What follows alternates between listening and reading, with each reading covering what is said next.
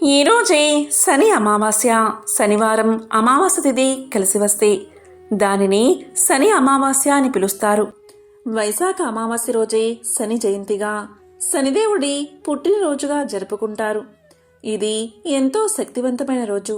మరి ఇంతటి విశేషమైన రోజు ఈ కథను విన్నా, చదివినా, చెప్పినా, వినిపించినా జన్మల పాపాలు తొలగి కోటి జన్మల పుణ్యం వస్తుంది, సకల శుభాలు కలుగుతాయి. మరి ఆ కథ ఏంటో ఇప్పుడు ఈ వీడియోలో తెలుసుకుందాం. ఒకరోజు బృహదస్వుడు అనే ముని పాండవుల వద్దకు వచ్చాడు. అప్పుడు పాండవుల్లో పెద్దవాడైన ధర్మరాజు ఆ మునికి అతిథి సత్కార్యాలు చేసి కౌరవుల వల్ల తాము పడుతున్న బాధలు అన్నీ వివరించి, మహాత్మా, రాజ్యాన్ని నివాసాన్ని పోగొట్టుకున్న మాలాగా అడవిలో కష్టాలు పడుతున్నవారు ఎవరైనా ఉన్నారా? ఉంటే చెప్పండి అని అడిగాడు. అందుకు బృహదస్వుడు ఇలా పలికాడు. ధర్మరాజా, నీవు కష్టాలు పడుతూ అడవుల్లో ఉన్న నీ వెంట నీ అన్నదమ్ములు, నీ భార్య, నీ హితం కోరే విప్రులు నీ వెంట ఉన్నారు. పూర్వం నలుడు అనే మహారాజు నీవలే జూదంలో సర్వం కోల్పోయి పుష్కరునికి రాజ్యాన్ని అప్పగించి భార్యా సమేతుడై ఒంటరిగా అరణ్యాలకు వెళ్లాడు అని చెప్పాడు. అది విని ధర్మరాజు, మహాత్మా, నాకు నకులుని కదా, వివరించండి అని అడిగాడు. అప్పుడు బృహదస్వుడు ఇలా చెప్పడం ఆరంభించాడు.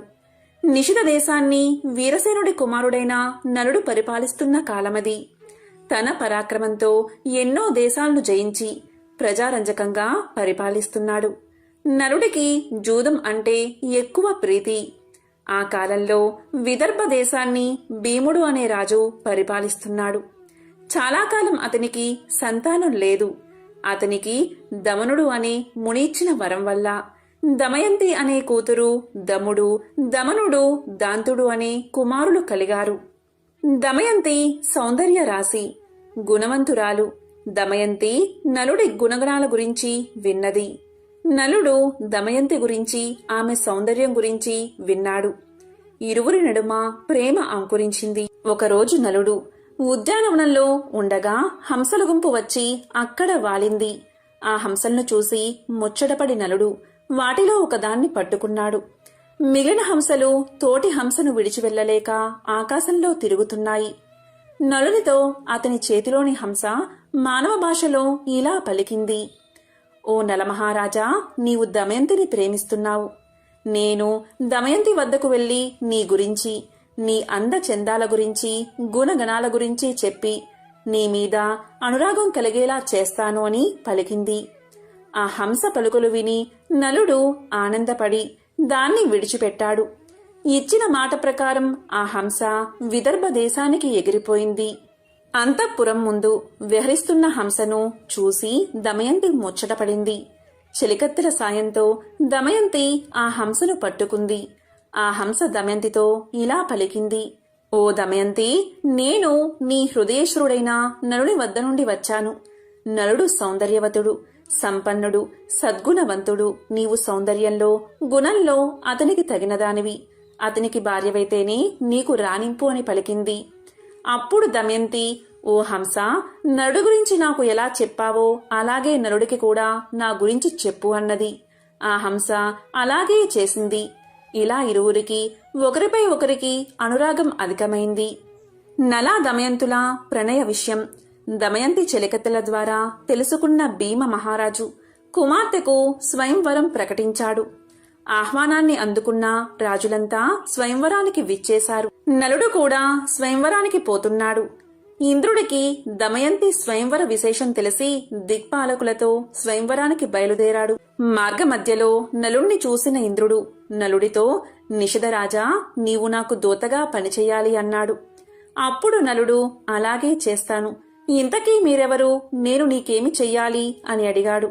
అప్పుడు ఇంద్రుడు నలునితో, నేను ఇంద్రుణ్ణి. వీరు దిక్పాలకులు. నీవు పోయి దమయంతికి మా గురించి చెప్పి ఆమె మమ్మల్ని వరించేలా చెయ్యాలి అన్నాడు. అప్పుడు నలుడు ఇంద్రునితో, అయ్యా, నీకిది ధర్మమా? నేను కూడా అదే పని మీద పోతున్నాను కదా అన్నాడు. అప్పుడు ఇంద్రుడు నలునితో, నీవు మాకు మాటిచ్చావు కనుక ఈ కార్యం చేయవలసిందే. ఇది దేవతా కార్యం. నీవు చేయగలవు. మాట తప్పడం ధర్మం కాదు. మా మహిమ చేత అంతఃపురానికి వెళ్లడానికి నీకు ఎవరూ అడ్డు చెప్పరు అన్నాడు. గత్యంతరం లేక నలుడు దమయంతి అంతఃపురంలో ప్రవేశించాడు. నలుడు దమయంతిని మొదటిసారిగా చూసి హంస చెప్పిన దానికంటే దమయంతి సౌందర్యవతి అనుకున్నాడు. దమయంతి ఆమె చెలికత్తెలు నలుణ్ణి చూసి ఆశ్చర్యపోయారు. దమయంతి నలుణ్ణి చూసి, మహాత్మా, మీరు ఎవరు? ఎక్కడి నుండి వచ్చారు? ఈ అంతఃపురంలో ఎవరికీ కనబడకుండా ఎలా ప్రవేశించారు అని అడిగింది. అప్పుడు నలుడు దమయంతితో, నా పేరు నలుడు, నేను దేవదూతగా వచ్చాను. దిక్పాలకులు వారిలో ఒకరిని వరించమని నీకు చెప్పమని నన్ను పంపారు అన్నాడు. నలుడి మాటలకు ఆమె మనసు కష్టపడింది. అయ్యా, నేను మానవకాంతను. నమస్కారం చేయవలసిన దేవతలను వరించడం ధర్మమా? నాడు హంస చెప్పింది మొదలు నిన్నే నా భర్తగా తలుచుకుంటున్నాను. నా తండ్రి భీమరాజు మిమ్మల్ని ఇక్కడికి రప్పించడానికే స్వయంవరం ప్రకటించాడు. మీరే నా భర్త కనుక నన్ను స్వీకరించండి, లేకుంటే నా ప్రాణాలను తీసేసుకుంటాను. అంతేకాని ఇతరులను వరించను అని దమయంతి ప్రార్థించింది. అప్పుడు నలుడు దమయంతితో, దమయంతి, దేవతలు ఐశ్వర్యవంతులు, జరా మరణాలు లేనివారు. వారిని కాదని జరామరణాలకు ఆలవాలమైన నన్ను కోరడం న్యాయమా అని పలికాడు. ఆ మాటలు విని దమయంతి దుఃఖించింది. ఆమె నలుడితో, నేను ఒక ఉపాయం చెప్తాను. అందరి ముందు నేను దేవతలను ప్రార్థించి మిమ్మల్ని వివాహం చేసుకుంటాను. అప్పుడు మీకు దేవతల మాట వినలేదన్నా దోషం ఉండదు అని పలికింది. ఆ మాటలు నలుడు ఇంద్రుడికి చెప్పాడు. అది విని దిక్పాలకులు, దమయంతి మమ్మల్ని ఎలా వరించదో చూస్తాము అని అందరూ నలుడి రూపంలో స్వయంవరానికి విచ్చేశారు. స్వయంవర మండపంలో ఒకేసారి 5 నల్లు కనిపించారు. దమయంతి వరమాల పట్టుకుని వచ్చింది. మనసులో ధ్యానించి, దేవతలారా, నలుణ్ణి గుర్తుపట్టడంలో నాకు సహకరించండి, మీ నిజ రూపాలతో ప్రత్యక్షం అవ్వండి అని ప్రార్థించింది. వారు దమయంతిని కరుణించి తమ నిజరూపాలతో ప్రత్యక్షం అయ్యారు. నలా దమయంతులకు వైభవోపేతంగా వివాహం జరిగింది. ఇంద్రాది దేవతలు అనేక వరాలిచ్చి అనుగ్రహించారు. ఇలా దేవతలు దమయంతి స్వయంవరం చూసి దేవలోకం వెళ్తూ ఉండగా దేవతలకు కలి పురుషుడు కనిపించాడు. ఇంద్రుడు కలిపురుషుణ్ణి చూసి, ఎక్కడికి పోతున్నావు అని అడిగాడు. అప్పుడు కలిపురుషుడు, భూలోకంలో జరుగుతున్న దమయంతి స్వయంవరానికి పోతున్నాను అన్నాడు. ఆ మాటలకు వారు నవ్వి, దమయంతి స్వయంవరం జరిగింది, ఆమె నలుణ్ణి వివాహం చేసుకుంది అన్నారు. దీంతో కలికి కోపం వచ్చింది. నలుడిని రాజ్యభ్రష్టుణ్ణి చేసి వారిద్దరికీ వియోగం కల్పించాలి అనుకున్నాడు. నలుడు ధర్మాత్ముడు. కలి ప్రవేశానికి చాలా కాలానికి గాని అవకాశం రాలేదు. ఒకరోజు నలుడు మూత్ర విసర్జన చేసి పాద ప్రక్షాళన చేయకుండా సంధ్యావందనం చేశాడు. ఆ శౌచాన్ని ఆధారం చేసుకుని కలి అతనిలోకి ప్రవేశించాడు. నలుడి దాయాది అయిన పుష్కరుని వద్దకు వెళ్లి నలుడికి జూద వ్యసనం ఉందని అతనితో జోదమాడి అతని రాజ్యాన్ని గెలవచ్చని నమ్మబలికాడు కలి. బ్రాహ్మణ వేషంలో పుష్కరునితో నలుడి వద్దకు వెళ్లి జూదానికి ఆహ్వానించాడు. జూదానికి పిలిస్తే పోకపోవడం ధర్మం కాదని నలుడు జూదమాడ్డానికి అంగీకరించాడు. జూదం మొదలైంది. నలుడు తన రాజ్యాన్ని, సంపదలను వరుసగా పోగొట్టుకుంటున్నాడు. అయినా ఆడ్డం మానలేదు. సమస్తం పోయే వరకు ఆడాడు. దీంతో దమయంతి దుఃఖించి ఓడే కొద్దీ గెలవాలనే పంతం పెరుగుతుంది, ఏమీ చేయలేము అని సరిపెట్టుకుంది. నలుడు ఓడిపోవడం తథ్యమని గ్రహించిన దమయంతి తన కుమార్తె ఇంద్రను, కుమారుడు ఇంద్రసేనను సారథిని తోడిచ్చి విదర్భలో ఉన్న తండ్రి వద్దకు పంపించేసింది. నలుడు తన రాజ్యాన్ని కోల్పోయి నగరం వెలుపులా 3 రోజులు ఉన్నాడు. జూదంలో సర్వం పోగొట్టుకున్న నలుణ్ణి చూడడానికి ఎవరూ రాలేదు. ఆకలికి తట్టుకోలేకపోయాడు. ఆకాశంలో ఎగురుతున్న పక్షులను పట్టడానికి తన పైవస్త్రాన్ని వాటి మీద విసిరాడు. ఆ పక్షులు ఆ వస్త్రంతో సహా ఎగిరిపోయాయి. దీంతో నలుడు సిగ్గుపడి తన భార్య కొంగును పైవస్త్రంగా కప్పుకున్నాడు. ఆ దుస్థితికి తట్టుకోలేని నలుడు, దమయంతి, ఇక్కడ 4 మార్గాలు ఉన్నాయి. ఇది నీ పుట్టిల్లు విదర్భ దేశానికి పోయేదారి, ఇది దక్షిణ దేశానికి పోయే మార్గం, ఇది కోసల దేశానికి పోయే మార్గం, ఇది ఉజ్జయిని దేశానికి పోయే మార్గం, వీటిలో మనకు అనుకూలమైన మార్గమేదో చెప్పు అన్నాడు. ఇంకా భార్యతో ఇలా పలికాడు. నీవు అడవులలో కష్టాలు పడలేవు, నీ తండ్రి ఇంటికి వెళ్లి సుఖంగా ఉండు అని చెప్పాడు. అప్పుడు దమయంతి ఇలా పలికింది. అవును నాదా, మనమిద్దరం విదర్భకు వెళ్లి సుఖంగా ఉందామని చెప్పింది. అప్పుడు నలుడు, దమయంతి మహారాజుగా విదర్భలో తిరిగినవాడిని రాజ్యభ్రష్టుడిగా ఎలా రాగలను చెప్పు? అన్ని రోగాల కన్నా పెద్ద రోగం దుఃఖం. అందుకు భార్య పక్కన ఉండడమే పరమ ఔషధం. అందుకని నీవు పక్కన ఉంటే ఎన్ని కష్టాలనైనా సుఖాలుగానే ఉంటాయి అన్నాడు నలుడు. దానికి దమయంతి, నిజమే, అందుకని నన్ను ఎప్పుడూ మీ వెంట ఉండడానికి అనుమతించండి అని పలికింది. అందుకు నలుడు అంగీకరించాడు. ఒకరోజు అడవిలో నలుడి తొడమీద తలపెట్టుకుని దమయంతి నిద్రపోతూ ఉంది. ఆమెను చూసి నలుడు, ఈ సుకుమారి నాతో అడవుల్లో కష్టాలు పడుతుంది. నా వెంట ఉండడమే ఈమె కష్టాలకు కారణం. నేనే లేకపోతే ఈమె పుట్టింటికి వెళ్లి సుఖపడుతుంది అని మనసులో అనుకుని తాను ధరించిన చీర భాగాన్ని చింపి పైన వేసుకుని ఆమెను వదల్లేక విడిచి వెళ్లాడు. నిద్ర లేచిన దమయంతి భర్త లేకపోవడం చూసి ఎంతో దుఃఖించింది. భర్తను తలుచుకుంటూ అడవిలో తిరుగుతున్న దమయంతిని ఒక కొండ చిలువ పట్టుకుంది. భయంతో దమయంతి కేకలు వేసింది. ఆ కేకలు విని ఒక కిరాతకుడు తన కత్తితో ఆ కొండ చిలువను చంపి దమయంతిని రక్షించాడు. ఆ కిరాతకుడు దమయంతి గురించి తెలుసుకున్నాడు. ఆమె నిస్సహాయతను తెలుసుకుని ఆమెను తాకబోవగా దమయంతి అతన్ని భస్మం చేసేసింది. భర్తను తలుచుకుంటూ అడవిలో దారి తెన్ను లేకుండా ప్రయాణిస్తూ ఉండగా ఆమెకు ఒక మునిపల్లె కనబడింది. అక్కడ ఆమె ముని శ్రేష్ఠుల్ని చూసింది. మునులు దమయంతిని చూసి, అమ్మా, నీవెవరు, ఒంటరిగా ఎందుకు తిరుగుతున్నావు అని అడిగారు. సమాధానంగా దమయంతి, ముని పుంగువులారా, నేను నలచక్రవర్తి భార్యను. నా పేరు దమయంతి. విధివశంతో నా భర్త నన్ను విడిచి వెళ్లాడు. నాకు వారి జాడ చెప్పగలరా? నేను భర్త లేనిదే జీవించలేను అని అంది.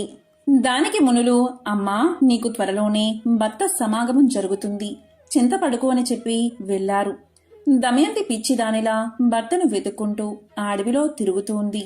ఇంతలో అటుగా పోతున్న బాటసారులు ఆమెను చూశారు. కొందరు ఆమెను పిచ్చిది అని ఎగతాళి చేశారు.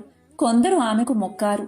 వారిలో ఉన్న వ్యాపారి ఆమె గురించి తెలుసుకుని, అమ్మా, నేను నలుణ్ణి చూడలేదు, కాని మేము చేదీ దేశానికి పోతున్నాము అని పలకగానే దమయంతి వారితో, నేను కూడా మీ వెంట వస్తాను అంది. ఆ వ్యాపారి ఆమెను తన వెంట తీసుకువెళ్లాడు. వారు అడవి మార్గంలో రాత్రివేళ నిద్రిస్తున్న సమయంలో ఒక ఏనుగుల గుంపు వారిలో చాలామందిని తొక్కేసింది. వారిలో చాలామంది మరణించడం చూసి దమయంతి తన దురదృష్టానికి దుఃఖించింది. తనను చంపలేదని రోదిస్తున్న ఆమెను కొందరు బ్రాహ్మణులు ఓదార్చి ఆమెను తమ వెంట సుబాహు నగరానికి తీసుకెళ్లారు. చేదీదేశ రాజధాని సుబాహపురం చేరింది దమయంతి. ఉళ్లంతా దుమ్ముతో వీధిలో వెళ్తున్న దమయంతిని రాజమాత చూసి దాసీలను పంపి దమయంతిని అంతఃపురానికి పిలిపించింది. రాజమాత దమయంతితో, అమ్మా, నిన్ను చూస్తుంటే రాచకల ఉట్టిపడుతుంది. నీవు ఎవరు అని అడిగింది. దానికి దమయంతి, అమ్మా, నా భర్త జోదంలో రాజ్యాన్ని పోగొట్టుకున్నాడు. నన్ను అడవిలో ఒంటరిగా విడిచి వెళ్లాడు. అతన్ని వెతుకుతూ తిరుగుతున్నాను అని చెప్పింది. దానికి రాజమాత, అమ్మా, ఇక నుండి నువ్వు నా దగ్గర సైరంధ్రిగా ఉండు. నీకు ఏ లోటు రాకుండా నేను చూస్తాను. నీ భర్తను వెతికి తెస్తాను అని చెప్పింది. దమయంతి అందుకు అంగీకరించి, అలాగే ఉంటాను, కానీ నేను సైరంధ్రిగా ఎవరి ఎంగిలి తినను, పరులకు కాళ్ళు పట్టను, పరపురుషులతో మాట్లాడను. కేవలం నా భర్తను వెతుకుతూ వెళ్లే బ్రాహ్మణులతో మాత్రం మాట్లాడతాను అని చెప్పింది. రాజమాత అందుకు అంగీకరించి తన కుమార్తె సునంద వద్దకు పంపింది. దమయంతి అక్కడే ఉండిపోయింది. దమయంతిని వదిలి వెళ్లిన నలుడు అడవిలో ప్రయాణిస్తూ ఉండగా అడవి అంతటా దావానలం వ్యాపించింది. ఆ మంటల మధ్య నుంచి రక్షించండి, రక్షించండి అన్న ఆర్తనాదం వినిపించింది. ఆ ఆర్తనాదం విని నలుడు అగ్ని కీలల నడుమ ఉన్న నాగకుమారుణ్ణి రక్షించాడు. ఆ పాము నలుణ్ణి కాటేసింది. పాము కాటుకు నలుడు వికృత రూపుడయ్యాడు. అప్పుడు ఆ పాము తన నిజరూపంతో ప్రత్యక్షమై నలుడితో, నల మహారాజా, నా పేరు కర్కోటకుడు. నేను నిన్ను కాటేశానని భయపడకు. ఇక నిన్ను ఎవరూ గుర్తించరు. పాముకాటు నిన్నేమీ చేయదు. నీ రాజ్యం నీకు ప్రాప్తిస్తుంది. నీ భార్య నీకు దక్కుతుంది. నీకు ఎప్పుడు నిజరూపం కావాలన్నా నన్ను తలుచుకుంటే నీ వద్దకు ఒక వస్త్రం ఎగురుతూ వస్తుంది. దాన్ని కప్పుకుంటే నీ పూర్వాకృతి వస్తుంది. నీకు మరొక విషయం చెప్తాను. ఇక్కడికి దగ్గరలో ఇక్ష్వాకు వంశస్థుడైన ఋతుపర్ణుని రాజ్యముంది. నీవు అక్కడికి వెళ్ళు. బాహుకుడు అనే పేరుతో అతని వద్ద రథసారథిగా చేరు. నీవు అతడికి అశ్వహృదయం అనే విద్యను ఇచ్చి అతని నుండి అక్షహృదయం అనే విద్యను గ్రహించు అని చెప్పి కర్కోటకుడు వెళ్లిపోయాడు. నలుడు ఋతుపర్ణుని వద్ద సారథిగా చేరాడు. అలాగే వంటశాలలో చేరి రుచికరమైన వంటలు వండిపెట్టసాగాడు. నలుడికి జీవలుడు సహాయకుడిగా ఉన్నాడు. ఎక్కడ ఉన్నా నలుడు ఎప్పుడూ దమయంతిని తలచి దుఃఖిస్తూనే ఉండేవాడు. ఒకరోజు నలుడు దమయంతిని తలుచుకుని దుఃఖిస్తూ ఉండగా జీవలుడు విని ఈ వికృత రూపి ప్రియురాలు ఎంత వికృత రూపంతో ఉంటుందో అనుకుంటూ నలుడి దగ్గరకు వచ్చి విషయం ఏమిటని అడిగాడు. అందుకు నలుడు జీవలునితో, అయ్యా, నాకు ఒక ప్రేయసి కూడానా? నాకు తెలిసిన ఒక సైనికుడు తన ప్రేయసి గురించి దుఃఖిస్తుండగా చూశాను. అతన్ని అనుకరిస్తూ ఏడుస్తున్నాను అన్నాడు. విదర్భ దేశంలో ఉన్న భీమునికి నలుడి విషయాలు తెలిసాయి. తన కూతురు అల్లుడు ఏమయ్యారో అని పరితపించాడు అతను. వారిని వెతకడానికి నలువైపులా బ్రాహ్మణులు పంపించాడు. ఎన్నో బహుమానాలు ప్రకటించాడు.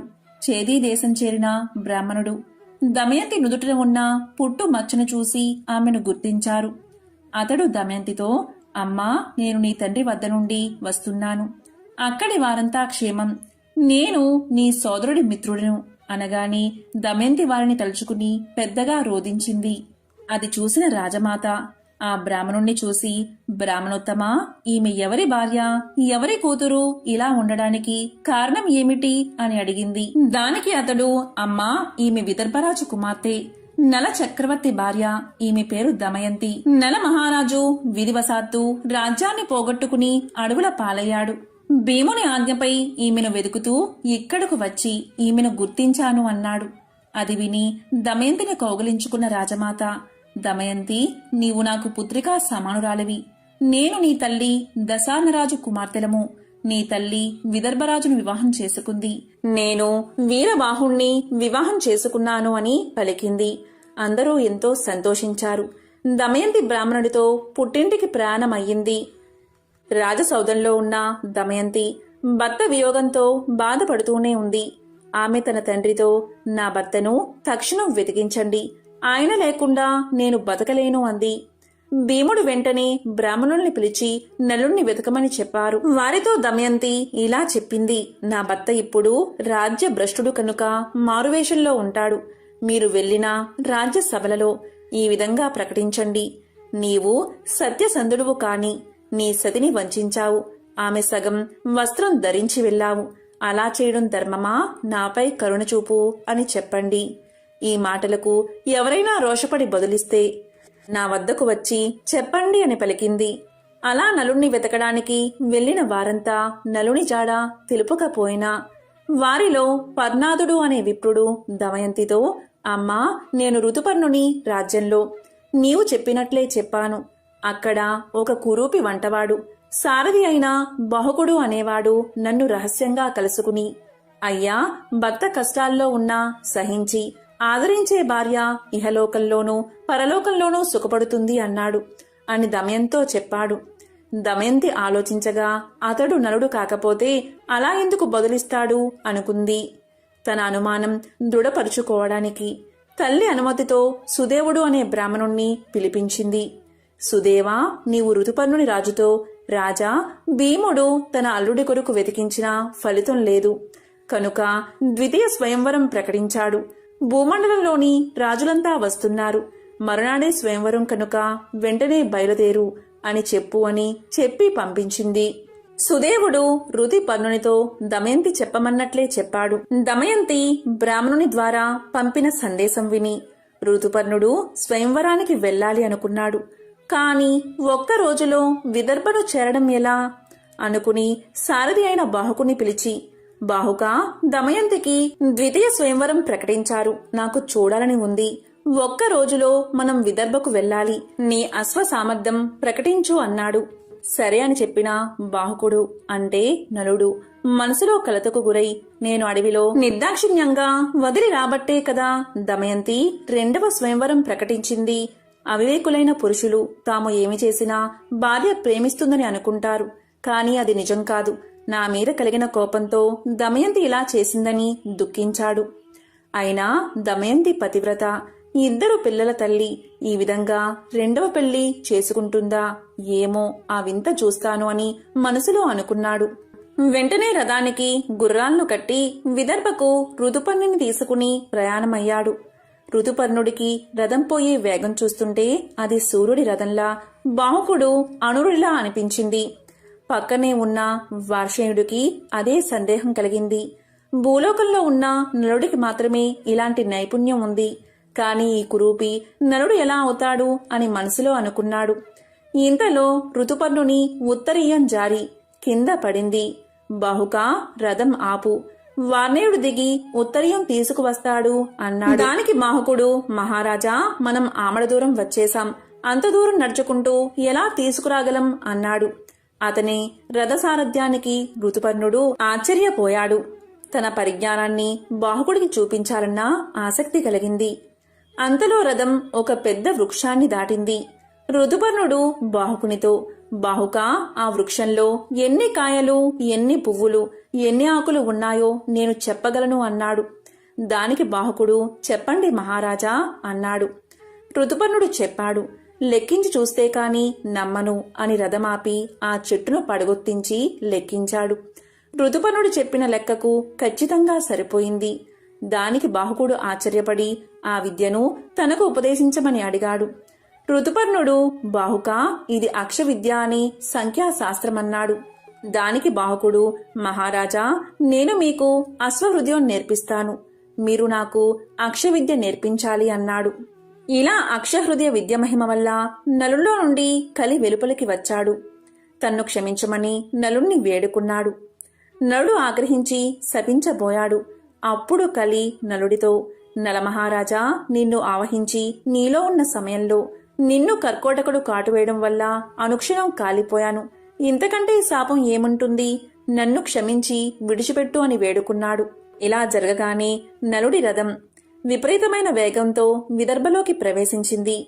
ఆ ఘోష విని దమయంతి నలుడి రథాన్ని గుర్తుపట్టింది. ఋతుపర్ణరాజుకు విదర్భలో స్వయంవరం జరుగుతున్నా సందడి కనిపించలేదు.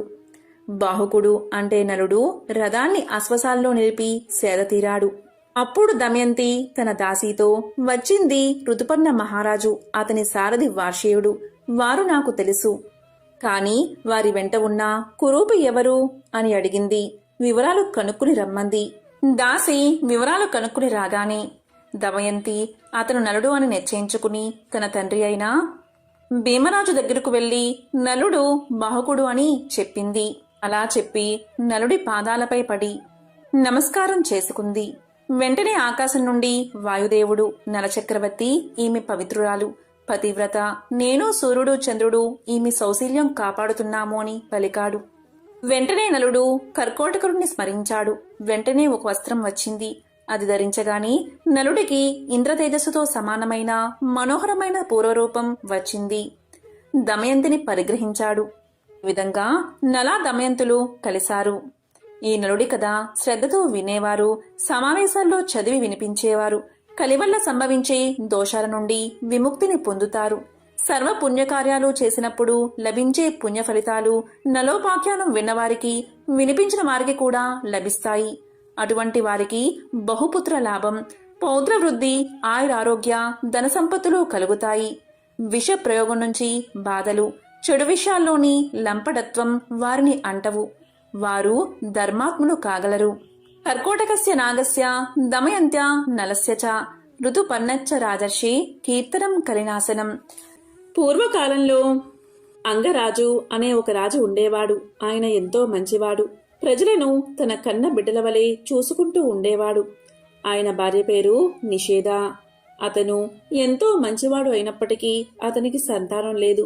ఆ బాధతో ఎంతో దుఃఖించేవాడు. అతనికి సంతానం లేకపోవడం వల్ల యజ్ఞం చేసేటప్పుడు తమ హవిర్భాగాలు తీసుకోవడానికి దేవతలు వచ్చేవారు కాదు. ఇక రాజుకు ఏం చెయ్యాలో తోచక సంతానం ఏ విధంగా కలుగుతుందో చెప్పమని గురువులను, ఋషి పుంగవులను అడిగాడు. వారందరూ పుత్ర కామేష్టి యాగం చేయమని సలహా ఇచ్చారు. ఆ విధంగా అంగరాజు పుత్ర కామేష్టి యాగం చేశాడు. దానివల్ల తన భార్య నిషేధ గర్భం దాల్చి ఒక కుమారుణ్ణి కన్నది. ఆ బిడ్డకు వేణుడు అనే పేరు పెట్టారు. ఆ బిడ్డ మృత్యుదేవత అంశమున పుట్టడం వల్ల క్రూరబుద్ధి కలిగింది. అతను బాల్యం నుంచే తన తోటి స్నేహితులను క్రూరంగా శిక్షించేవాడు. చాలా చెడ్డ పనులు చేస్తూ ఉండేవాడు. ఇక యుక్త వయసు వచ్చింది మొదలు క్షత్రియ కుమారుడు అవడం వల్ల వేటకు పోయి నోరులేని జీవాలను హింసించేవాడు. అంతేకాదు గోవులను కూడా బాధ పెట్టేవాడు. తన మాటకు ఎదురు చెప్పేవారిని ఇలా చెయ్యొద్దు అని చెప్పేవారిని క్రూరంగా శిక్షించేవాడు. ఇదంతా కూడా రాజుగారికి తెలిసింది. లేకలేక కలిగిన కుమారుడు ఇలా దుర్మార్గుడు అవడం వల్ల అంగరాజు ఎంతో బాధపడేవాడు. కుమారుణ్ణి పిలిచి ఎన్నో నీతులు బోధించేవాడు. ఒక్కోసారి కర్రతో కూడా బాధించేవాడు. ఇలా దండిస్తూ ఉంటే ఇంకా మొండివాడిగా మారి అందరినీ హింసించసాగాడు. ఎంత చెప్పినా తన స్వభావం మార్చుకోకపోవడం వల్ల అంగరాజుకి కుమారుడిపై విరక్తి కలిగింది. తన కుమారుడి వల్ల ప్రజలు చాలా ఇబ్బందులు పడుతున్నారని తెలిసి సహించలేకపోయాడు. ఒక వంక ప్రజల గురించి విచారం, మరొక వంక పుత్రుడిపై అసహ్యం. దీనివల్ల రాజుకు దిక్కుతోచగా ఒకరోజు రాత్రి ఎవరికీ చెప్పకుండా రాజ్యం వదిలి ఎక్కడికో పారిపోయాడు. తెల్లవారేదాకా అంగరాజు కనిపించకపోయేసరికి రాణి, మంత్రులు మొదలైన వారందరూ రాజు కోసం పలు చోట్ల వెతికారు. కానీ లాభం లేకపోయింది. రాజులేని రాజ్యంలో రాబందులు రాజ్యమేలతాయి అని తలంచి ఋషులు, మంత్రులు, ప్రజలు మొదలైన వారు అంగరాజు కుమారుడైన వేణుణ్ణి రాజుగా చేశారు. వేణుడికి పట్టాభిషేకం చేశారు. తనకు రాజ్యాధికారం వచ్చిన దగ్గర నుంచి వేణుడు మరింత దుర్మార్గుడిగా మారిపోయాడు. తన కంటికి ఎవరైనా స్త్రీ కనిపిస్తే వారిని చెరపట్టేవాడు. ఎవరైనా అడ్డం వస్తే అక్కడికక్కడే కత్తితో నరికేవాడు. ఇక ప్రజల పంటలపై పడి ధాన్యాన్ని దోచుకునేవాడు. అదే కాక ఆ రాజ్యంలో దొంగలు అధికమై ప్రజలను హింసించసాగారు. ప్రజలకు శాంతి అనే మాట లేకుండా పోయింది. ఆ రాజు ఎవరినీ లెక్క చేయక రోజురోజుకు దుర్మార్గుడిగా మారుతున్నాడు. యజ్ఞ యాగాది క్రతువులయందు హవిర్భాగం తనకే ఇవ్వాలని తాను దేవతలకు ఎంతమాత్రం తీసిపోనని వాదించేవాడు. ఇలా చేయనివారిని కఠినంగా దండించేవాడు. ఇక అప్పటి వరకు రాజకుమారుడు అని చూసినా ముళ్లకు కోపం అధికమైంది. రోజురోజుకు అఘాయిత్యాలు పెరిగిపోతున్నాయి. అతని దగ్గరకు వెళ్లి కొన్ని నీతి వాక్యాలు, ధర్మము బోధిద్దాము, వినుకుంటే అప్పుడే శిక్షిద్దాము అని రాజు దగ్గరకు, వేణుడి దగ్గరకు మహర్షులు వెళ్లారు. వాళ్ళు ఇలా పలికారు: ఓ మహారాజా, నీవు ఈ విధంగా ప్రజలను బాధించడం తగదు. యజ్ఞ యాగాది క్రతువులను అడ్డగించడం తగదు. నీవు ఇప్పటికైనా మంచి మార్గంలో నడుచుకో, లేకపోతే నీ ప్రాణాలు నీకు దక్కవు అని కఠినంగా చెప్పారు. కానీ వారి మాటలు రాజు కొంచెం కూడా లెక్క చేయలేదు. వేణుడు ఋషులతో ఇలా పలికాడు: ఓహో, మీరేనా నన్ను చంపేది అని గట్టిగా అరిచాడు. ఎంత చెప్పినా దుష్టబుద్ధి మార్చుకోలేదు. నీవు ఈ క్షణమే మరణిస్తావు అని శపించారు ఆ మునులు. వెంటనే వేణుడి ప్రాణాలు పోయాయి. కుమారుడి మరణానికి నిషేధ మిక్కిలి దుఃఖించి కుమారుడి కళేబరం దగ్గరకు వెళ్లి ఆ శరీరాన్ని ఒకచోట భద్రంగా ఉంచింది. వారికి ఇక సంతానం లేనందున ఆ తరువాత రాజు అయ్యేవారు లేకుండా పోయారు. ఇక మంత్రులు, ప్రజలు మునుల దగ్గరకు పోయి రాజ్య సంరక్షణ చేయమని ప్రార్థించారు. ఆ మునులు తమ మంత్ర ప్రభావం వల్ల వేణుడి మృత శరీరం నుంచి ఒక పురుషుణ్ణి పుట్టించి అతనికి మృదురాజు అని పేరు పెట్టారు. ఆ మృదురాజు కేవలం విష్ణుమూర్తి అంశాన పుట్టినవాడు అవడం వల్ల బాల్యం నుంచే మంచి ప్రవర్తన ఉండేది. అతను పెరిగి పెద్దవాడయ్యాక ప్రజల అభిప్రాయం ప్రకారం ఋషులు అతనికి రాజ్య పట్టాభిషేకం చేశారు. ఇంతకు ముందు వేణుడి చెడు పనుల వల్ల దేవతలు కోపగించి వర్షం పడకుండా చేశారు. అందువల్ల భూమి ఫలింపకపోవడం చేత దేశంలో కరువు పెరిగింది. ప్రజలు తినడానికి తిండి లేక దాహానికి నీరు లేక ఎంతో బాధపడసాగారు. ప్రజల కష్టాలు తీర్చకపోతే నా పరిపాలన దండగా అని మృదు చక్రవర్తి అనేక యజ్ఞాలు చేశాడు. దేవతలు మృదు చక్రవర్తి యొక్క ప్రవర్తన చూసి ఎంతో సంతోషించి వర్షాన్ని కురిపించారు. కానీ భూమి మాత్రం అలాగే ఫలించకుండా ఉంది. దీనికి కారణం ఏమిటి అని అనేక విధాలుగా భూదేవిని పూజించాడు మృదు చక్రవర్తి. అయినా భూదేవి శాంతించలేదు. భూమిని పంటకు అనువైన భూమిగా మార్చలేదు. దానివల్ల ఇంకా కరువు పెరిగింది. అన్నం దొరకక ప్రజలు నానా ఇబ్బందులు పడ్డారు. ఇలా తన ప్రయత్నాలన్నీ విఫలం అవడం చేత మృదు చక్రవర్తి కోపంతో భూమిని చీల్చి తీసుకువస్తానని, భూమిని ఫలించేలా చేస్తానని ప్రతిజ్ఞ చేశాడు. అతని ప్రతిజ్ఞ విన్న భూదేవి భయపడి గోరూపం ధరించి సత్యలోకానికి పారిపోయింది. ఇక మృదు చక్రవర్తి పట్టు వదలక బాణం సంధించి భూదేవిని వెంబడించాడు. సత్యలోకంలో రక్షణ లేకపోవడం వల్ల భూదేవి కైలాసానికి పారిపోయింది. అక్కడ కూడా దిక్కులేక వైకుంఠానికి పారిపోయింది. అప్పుడు శ్రీ మహావిష్ణువు భూదేవిని చూసి, ఓ సాధ్వి, మృదు చక్రవర్తి నా అంశాన జన్మించి ఉన్నాడు. కాబట్టి నేను అతనితో విరోధం పెట్టుకోలేను. నీవే అతన్ని శరణువేడు. అతను తప్ప ఎవ్వరూ నిన్ను రక్షించలేరు అని చెప్పాడు విష్ణువు. ఇక భూదేవి చేసేది లేక తన వెంట వస్తున్న మృదు చక్రవర్తికి ఎదురుగా వెళ్లి ఇలా పలికింది, ఓ మహానుభావా, నన్ను చంపకు. నేను ఇప్పుడు గోమాత రూపంలో ఉన్నాను. నా పాలు పితుకు. దానివల్ల నీకు కావలసినవన్నీ దక్కుతాయి. నన్ను రక్షించు అని పలికింది. ఇక మృదు చక్రవర్తి భూదేవి చెప్పిన ప్రకారం చేసి సర్వజనులకు కావలసినవన్నీ సమకూర్చాడు. అప్పట్నుంచి ఆ చక్రవర్తికి పృథ్వీ అనే నామం వచ్చింది. ఈ విధంగా జనులకు కావలసినవన్నీ సమకూర్చి ధర్మ మార్గాన అనేక సంవత్సరాలు రాజ్యాన్ని మృదు చక్రవర్తి పరిపాలించాడు. చివరకు శ్రీ మహావిష్ణువు యందు ఐక్యమయ్యాడు. కాబట్టి పరులను హింసించేవారు సమూలంగా నశిస్తారు. వంగా అను దేశంలో బబ్రు వాహనుడు అనే రాజు ఉండేవాడు. అతనిది విశాలమైన రాజ్యం. సమర్థవంతమైన పరిపాలనతో తన రాజ్యాన్ని శత్రువుల బారిన పడకుండా రక్షిస్తూ ధర్మ మార్గాన పాలన సాగిస్తూ ఉండేవాడు. అతని యుగం కృతయుగం అంటే సత్యయుగం కదా. భూమికి 4 దిక్కులా సత్యమే వర్ధిల్లేది. అలాంటి కాలంలో సత్యానికే పాఠాలు చెప్పే విధంగా పాలన సాగించేవాడు బబ్రు వాహనుడు. బబ్రు వాహనుడు అంటే అర్జునుడి కొడుకు కాదు, కేవలం పేరుకు మాత్రమే బబ్రు వాహనుడు. అతని కాలంలో రోగులు లేరు, పాపాత్ములు లేరు, దొంగలు లేరు, హంతకులు లేరు. అద్భుతమైన పాలన మాత్రమే ఉండేది. ఒకరోజు బబ్రువాహనుడు అడవికి వేటకు బయలుదేరాడు. 100 గుర్రాలపైన స్వారీ చేస్తూ వెంబడి 100 మిత్రులు, వందలాది మంది సైనికులు, వీరందరి అవసరాలు తీర్చే సేవకులు రాజును అనుసరించారు. అద్భుతమైన అట్టహాసం హడావిడితో వేట కొనసాగింది. ఎన్నో అడవి జంతువులను వేటాడుతూ ఆఖరికి ఒక లేడీపైన బాణం విసిరాడు బబ్రు వాహనుడు. ఆ లేడీ చాలా తిక్కలేడి. అది ఎంతగా గాయపడినా లెక్క చెయ్యక బాణపు వేగంతో పారిపోవడం మొదలుపెట్టింది. ఆ క్షణం రాజు ఒక సాధారణ వేటగాడిలా మారిపోయాడు. తన వెంట మిత్రులు ఉన్నారని, పరివారం ఉందని మరచిపోయి తప్పించుకోబోతున్న లేడి వెంటపడి తాను కూడా వేగంగా పరిగెత్తాడు. చివరికి అడవిలో ఒంటరిగా మిగిలిపోయాడు. కాని ఎలాగోలాగా లేడిని పట్టుకోగలిగాడు. అయితే అందుకోసం చాలా సమయాన్ని కేటాయించాల్సి వచ్చింది.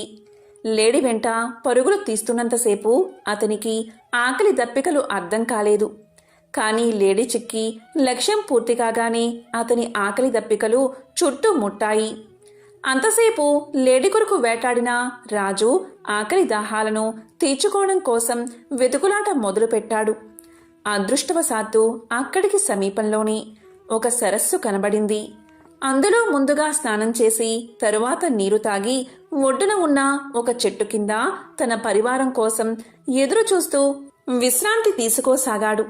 అనుకోకుండానే రాజుకు నిద్ర ముంచుకు వచ్చి కనులు మూతపడసాగాయి. ఈలోగా సమీపంలో కలకలం వినబడింది. రాజు కలవరపడుతూ కళ్ళు తెరిచి చూశాడు. అతనికి సమీపంగా ఎదురుగా 100 ప్రేతాలతో కలిసి ప్రేత వాహనుడు అనే పేరుగల ప్రేతరాజు అక్కడికి వచ్చాడు. ప్రేతాలంటికి ఎముకలకు బిగుతుగా చర్మాన్ని అతికించినట్లుగా ఉన్నాయి. ఎక్కడా కూడా అంగుళం మందం మాంసమైనా లేదు. వాటి ఆకారాలు భయం గొలిపేలా ఉన్నాయి. ప్రేతాలు హఠాత్తుగా కనబడితే ఎవరికైనా భయం కలుగుతుంది. కాని అక్కడ ఉన్నది యుద్ధరంగంలో పరాక్రమాన్ని ప్రదర్శించే బబ్రువాహన మహారాజు. అందువల్ల ముందుగా కొంచెం కలవరం కలిగినా వెంటనే తన విల్లును అందుకుని ప్రేతాలపైకి ఎక్కుపెట్టాడు మహారాజు. కాని బాణం వదలకుండా వారితో ఇలా అన్నాడు. ఎవరు మీరంతా? ఇంత భయంకరంగా ఉన్నారు. ఎక్కడ్నుంచి వచ్చారు? మీ శరీర ఆకృతులు ఇంత వికృతంగా ఉన్నాయేమిటి అని అడిగాడు. అప్పుడు ప్రేతాల నాయకుడైన ప్రేత వాహనుడు రాజుతో ఇలా పలికాడు. మహారాజా, మీ దర్శన భాగ్యం వల్ల మాలో ప్రేతభావం నశించిపోయింది. మాకు ఉత్తమ గతులు ఇక లభించే తీరతాయి అన్నాడు. ప్రేత వాహనుడి మాటలు రాజుకు అర్థం కాలేదు. అదే విషయం రాజు ఇలా అన్నాడు. ఓ ప్రేతమా, నువ్వేమి మాట్లాడుతున్నావు? నాకు అర్థం కావడం లేదు. నాకు అర్థమయ్యేలా చెప్పు అన్నాడు. దానికి ప్రేతవాహనుడు ఇలా పలికాడు. రాజా, ఈ ప్రేతాలన్నీ ఒకప్పుడు మనుషులే. కాని చేసుకున్న పాపాల వల్ల ప్రేతాలుగా మారిపోయాయి. ఎవరికైతే అగ్ని సంస్కారం, శ్రాద్ధం, తర్పణం జరగవో వారంతా ప్రేతాలై తిరుగుతారు. అంతేకాదు, నమ్మక ద్రోహులు, పాపాలకు ప్రాయశ్చిత్తం చేసుకొనివారు, తాగుబోతులు, దొంగతనం చేసేవారు, ఈర్ష, అసూయ, ద్వేషాలతో కాలం గడిపేవారు, గురుపత్నిని చరిచినవారు, ఒకరి ఆస్తిని అన్యాయంగా లాక్కున్నవారు, పరుల సొమ్ముకు ఆశపడిన వారు మొదలైన తప్పుడు పనులు చేసేవారంతా ప్రేతాలుగా మారతారు. మేమంతా ఇలా వచ్చిన వారమే. రాజా, మాకు తిండి దొరకదు, నీరు దొరకదు. దీంతో మేము ఆకలి దప్పికతో అలమటించిపోతూ ఉంటాం. మాకు ఎవరు శ్రాద్ధం కానీ పిండం కానీ పెట్టరు. అందుకే మేము ఇలా మిగిలిపోయాము. ఇలా మిగిలిపోయిన వారికి రాజే అపరక్రియలు జరపాలి. అలా జరపడం వల్ల మేము ప్రేత రూపం నుండి విముక్తి పొందుతాం. అలాగే మీరు కూడా గొప్ప పుణ్యాన్ని సంపాదించుకుంటారు. రాజా, బతికి ఉన్నంతసేపు వీరు నావారు, వీరు నావారు అనుకుంటాం. కానీ చివరకు ఎవరూ ఉండరు. కొడుకులు, భార్య, వీరు మన అవసరం కోసం, మన స్వార్థం కొరకు మన వల్ల పుట్టుకు వచ్చిన వారే. మనం వారి అవసరం తీర్చినంతకాలం వారి చేత గౌరవించబడతాము. తరువాత మన అవసరం ఉండదు. అప్పుడు వారి నుండి గౌరవం లభించదు. మనిషి చచ్చాక ధనం ఇంటి దగ్గరే ఉండిపోతుంది. బంధువులు శ్మశానం దగ్గర విడిపోతారు. శరీరం కాస్తం దగ్గర విడిపోతుంది. ఇక విడిపోయాక పరలోకం దాకా వచ్చేవి పాప పుణ్యాలే అని చెప్పాడు ప్రేత వాహనుడు. అప్పుడు బబ్రు వాహనుడు ఇలా పలికాడు. ఓ ప్రేతవాహన, చాలా తెలిసినవాడిలా మాట్లాడుతున్నావు. ఇంతకీ నీవు ఎవరు? నీవు మనిషిగా ఉన్నప్పుడు నీవు ఎవరు అని అడిగాడు. దానికి ప్రేతవాహనుడు ఇలా సమాధానం చెప్పాడు. ఓ రాజా, ప్రేతంగా మారడానికి ముందు నేను ఒక ధనికుడైన వైశ్యుణ్ణి. పేరు దేవదత్తుడు. నేను సన్మార్గంలో నడిచాను, దేవతారాధన చేశాను, తీర్థయాత్రలు తిరిగాను, దాన ధర్మాలు కూడా చేశాను. కానీ నాకు అపరకర్మలు చేయడానికి మాత్రం ఎవరూ లేకుండా పోయారు. అందుకనే ఇలా ప్రేతానై తిరుగుతున్నాను. రాజా, ఒక దేశపు రాజు అన్ని వర్ణాల వారికి, అన్ని కులాల వారికి బంధువుడు అవుతాడని శాస్త్రాలు చెబుతున్నాయి. అందుకని నీవు మా అందరి కోసం అపర కర్మలు చేసి మాకు ముక్తిని కలిగించు అని చెప్పి తన వద్ద ఉన్న ఒక మణిని తీసి రాజుకు ఇవ్వబోయాడు ప్రేతవాహనుడు. అందుకు రాజు ఇలా పలికాడు. ఓ ప్రేతవాహన, నేను ఒక రాజుని. ఇతరుల నుండి దానాన్ని స్వీకరించను. మీకు అపరకర్మలు మాత్రం చేస్తాను. కానీ ప్రేతవాహన, నాకిది చెప్పు. మా వంశస్థుల్లో ఎవరైనా ప్రేతదశలోనే ఉండిపోయారా? ఒకవేళ ఉండిపోతే ఆ విషయం నేను ఎలా తెలుసుకోవాలి? వారికి ముక్తిని ఎలా కలిగించాలి అని అడిగాడు. దానికి ప్రేతవాహనుడు ఇలా చెప్పాడు. రాజా, మీ వంశంలోని వారు ఎవరైనా ప్రేతత్వంలా మిగిలిపోయి ఉంటే మీకు కారణం లేకుండానే కొన్ని కష్టాలు వచ్చి పడతాయి. దాంపత్య జీవితంలో అపశృతులు ఏర్పడతాయి. భార్యాభర్తలు పూర్తిగా ఆరోగ్యంగా ఉన్నా కూడా వారికి పిల్లలు పుట్టరు. స్త్రీలకు నెలసరి సమస్యలు నిరంతరం కలుగుతాయి. యవ్వనంలోనే ఆత్మీయ బంధువులు మరణిస్తారు. నడి వయసులోని వారు అనుకోకుండా మరణిస్తారు. ఉన్నట్టుండి ఆదాయం తగ్గిపోతుంది. అనుకోని విధంగా ఇల్లు తగలబడిపోతుంది. ఇంట్లో ఎప్పుడూ గొడవలు జరుగుతూ ఉంటాయి. కావాలని అపవాదులు వచ్చి మీద పడతాయి. తీవ్రమైన జబ్బులు వస్తాయి. వ్యాపారం చక్కగా చేస్తున్నా కూడా లాభాలు మాత్రం రావు. వర్షాలు బాగా కురిసినా కూడా పంట చేతికి రాదు. ఇంటి ఇల్లాలే శత్రువులా తిరగబడుతుంది. కాబట్టి రాజా, ఇలాంటివి జరుగుతాయి. ఇవన్నీ అపారకర్మ చేయనందువల్ల ఆకలి బాధతో తిరిగే ప్రేతాల వల్లే జరుగుతాయి. కాబట్టి మన వంశం వారు ఎవరైనా ప్రేతాల్లా మారి తిరుగుతున్నారా అని ఇలా గుర్తించవచ్చు అని చెప్పాడు ప్రేత వాహనుడు. ఇదంతా విన్న తర్వాత బబ్రువాహన మహారాజు తన నగరానికి వెళ్లి ప్రేతాల విముక్తి కోసం శ్రాద్ధ అపరకర్మలు చేయించాడు. అంతటితో ప్రేత వాహనుడికి, అతనితో ఉన్న ప్రేతాలకు విముక్తి కలిగింది. వారంతా ఎంతో సంతోషంగా స్వర్గాన్ని చేరుకున్నారు. ఓం నమో నారాయణాయ. ఓం శనేశ్వరాయ నమః.